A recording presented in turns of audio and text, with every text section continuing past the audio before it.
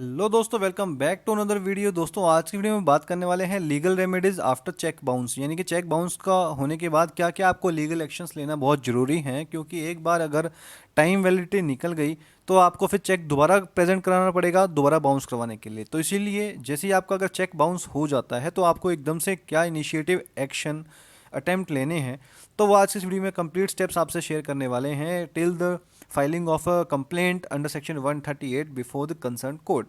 तो दोस्तों, चैनल पर नए हैं तो सब्सक्राइब कीजिए, वीडियो को लाइक और शेयर कीजिए और दोस्तों के साथ भी, क्योंकि आपके लिए काफ़ी इन्फॉर्मेटिव वीडियो होने वाली है और बाकी सबके लिए भी, क्योंकि जनरली लाइफ में सबका कहीं ना कहीं ये सब सुनने को मिलता है कि भाई चेक बाउंस हो गया due to whatever reason, but उसके बाद क्या इनिशिएटिव अटेम्प्ट्स लेने हैं हम में से बहुत कम को पता नहीं होता है। तो आइए दोस्तों, विदाउट वेस्टिंग टाइम आगे चलते हैं, देखते हैं what is dishonouring of cheque. First of all, a check bounces when a bank does not honor a payment. A few of the reasons are wrong signature, mismatch of figures, written on the check in words and figures and overwriting। यानी कि generally भाषा में अगर हम कहें कि भाई dishonour check किसे कहते हैं, तो एक चेक जो है तब बाउंस होता है कि जब बैंक जो है उस चेक की पेमेंट को ऑनर नहीं करता है। उसके लिए कुछ कारण हो सकते हैं, जैसे कि भाई आपने सिग्नेचर गलत कर दिए हैं, सिग्नेचर मिसमैच हो रहे हैं, या जो फिगर्स चेक पे लिखा गया है या तो वर्ड्स में और फिगर्स में वो मैच नहीं करते हैं, या फिर कहीं ना कहीं अपने चेक में ओवर राइटिंग हो रखी है। And basically these issues are minor, बहुत छोटे मोटे इश्यूज होते हैं and can be solve without the court's intervention. क्योंकि ये तो देखो माइनर से चीज़ें होती हैं कि भाई सिग्नेचर मिसमैच है, इनको तो ठीक करके दोबारा बैंक तक ही सुलझाया जा सकता है, कोर्ट के इंटरवेंशन की जरूरत नहीं है। लेकिन जहाँ मेन कारण होता है क्या है, वो है कि जब आपका चेक बाउंस होता है due to lack of funds in the drawers accounts या इनसफिशिएंट फंड। तो जब इस इनसफिशिएंट फंड की बात आ गई तो act of dishonouring of the cheque due to insufficient funds is a criminal offence under section 138 of the negotiable instrument act.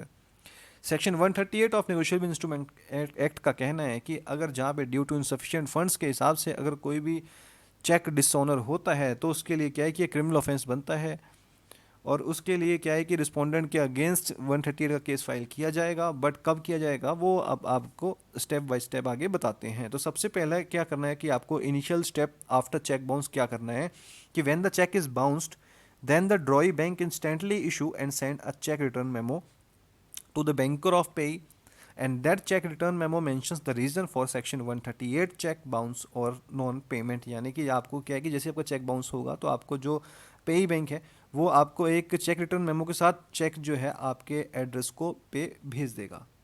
उसमें की पूरी डिटेल्स लिखी होगी कि क्या रीज़न है, किस रीज़न की वजह से कोई चेक डिसऑनर हुआ है। वो आपको बिल्कुल संभाल के रखना है, क्योंकि वही आपका एक सपोर्टिंग डॉक्यूमेंट्स जो है कोर्ट में फाइल होना होता है। अब जब चेक रिटर्न मेमो आपको बैंक से इशू कर दिया गया तो उसके बाद आपकी ड्यूटी बनती है कि आपको एक रिटर्न नोटिस जो है वो ड्रॉयर को भेजना है, यानी कि जिसका चेक बाउंस हुआ है उसको आप एक रिटर्न नोटिस भेजेंगे। यहाँ पे आपको अगर कम्युनिकेशन या फ़ोन से बात करते हैं तो वो कोई लीगली वैलिडिटी नहीं मानी जाएगी, उसको आपको बकायदा एक एडवोकेट के थ्रू लीगल नोटिस भिजवाना होगा। The ideal step would be to send a cheque bounce a legal notice to the drawer within 30 days from the date of acknowledging the cheque return memo. यानी कि जिस दिन आपने cheque return memo को receive किया था, आपको deliver किया गया, आपने उसको एक्नोलेज किया है कि आज आज आपको रिसीव हो गया है, तो उस दिन से यानी कि उस डेट से लेकर आपको विद इन 30 days आपको जो है एक रिटर्न नोटिस इशू करना होगा ड्रॉयर को।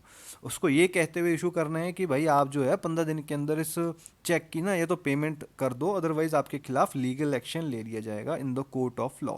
यानी कि 30 दिन आपको मिलते हैं from the date of acknowledging return memo, जब आपको रिसीव हुआ, और उसके बाद 15 दिन मिलते हैं नोटिस देने के बाद। दैट मीन्स कि आपको टोटल 45 डेज का टाइम मिलता है। कब से? जब से आपको रिटर्न मेमो रिसीव हुआ है।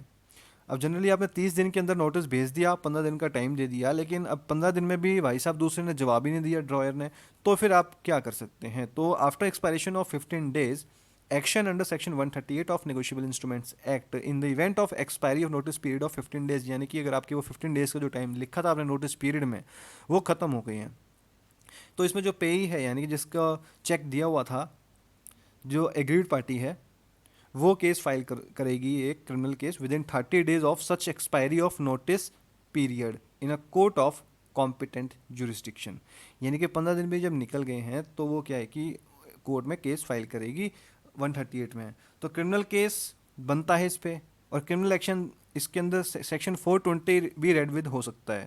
क्योंकि इसमें सेक्शन 420 को क्यों लिया, क्योंकि यहाँ पे जो पर्पस था चेक इशू करने का वो चीटिंग कमिट करना था।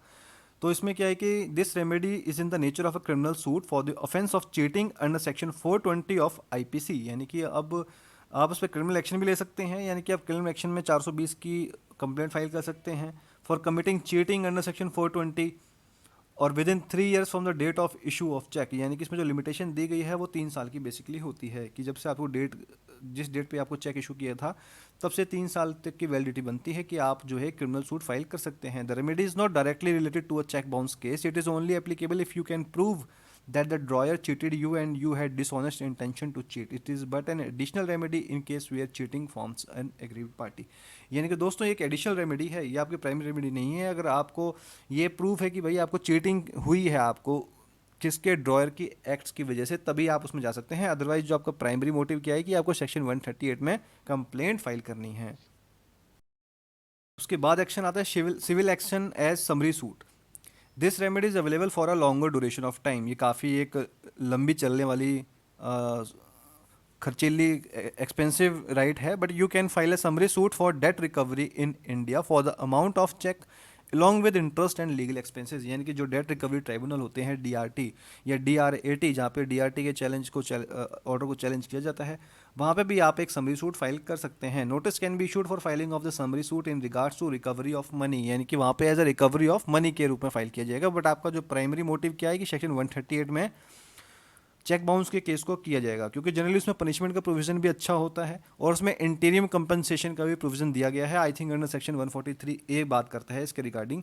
तो जनरली इसमें पनिशमेंट क्या है, तो पनिशमेंट चेक बाउंस के केस में क्या है कि इम्प्रिजनमेंट है, उसमें जेल का प्रावधान है for a term not more than 2 years और a fine that can extend to twice the amount of the cheque or both. यानी कि आपको इसमें जो एग्रीड पार्टी है उसको 2 साल की सज़ा का प्रावधान दिया गया है, या फिर फाइन हो सकता है। फाइन कितना हो सकता है, जो कि चेक अमाउंट है उसका ट्वाइस यानी कि उसका डबल, या फिर दोनों, वट एवर द केस, ये एज अ पनिशमेंट दी जा सकती है। लेकिन दोस्तों यहाँ पे कुछ आपको पॉइंट्स को ध्यान देना बहुत ज़रूरी है। For the applicability of section 138 of NI act it is necessary that the cheque has been issued as a legal obligation. ये बहुत जरूरी जानना बहुत ज़रूरी है कि आपका जो चेक दिया गया है टुवर्ड्स अ लीगल डेट होना चाहिए, एक लीगल ऑब्लिगेशन के थ्रू। ये नहीं कि आपको गिफ्ट में दे दिया या फिर आपने ऐसे ही किसी का चेक पिक कर लिया है। वो टुवर्ड्स लाइबिलिटी होना बहुत ज़रूरी है कि आपने उनका कुछ काम किया था, उसके टुवर्ड्स उसने आपको एक चेक दिया था, मतलब टुवर्ड्स अ लीगल डेट होना बहुत ज़रूरी है। It simply means that a cheque given as a gift, donation or any other non legal obligation are not covered under cheque bounce law or cheque bounce act. तो सबसे पहले जब भी आप लीगल नोटिस इशू करते हैं उसमें ही primary mandatory बनाना जरूरी है कि the cheque was issued towards a legal debt. A cheque expires after 3 months from the date of its issuance. ये भी बहुत ध्यान देना जरूरी है कि जैसे जनरली हम सब जानते ही हैं कि जो चेक है वो 3 months from the date of issuance के बाद एक्सपायर हो जाता है। यानी कि किसी भी चेक की जो वैलिडिटी है वो सिर्फ 3 मंथ्स की होती है, कि जिसके बीच में ये चेक को प्रेजेंट करना होता है। दोस्तों आज की इन्फॉर्मेटिव वीडियो आपको लगता है पसंद आई है, प्लीज़ चैनल पर नए हैं तो सब्सक्राइब कीजिए। इस तरह की वीडियोस को पाने के लिए हमारे साथ बने रहिए। Thanks for watching this video.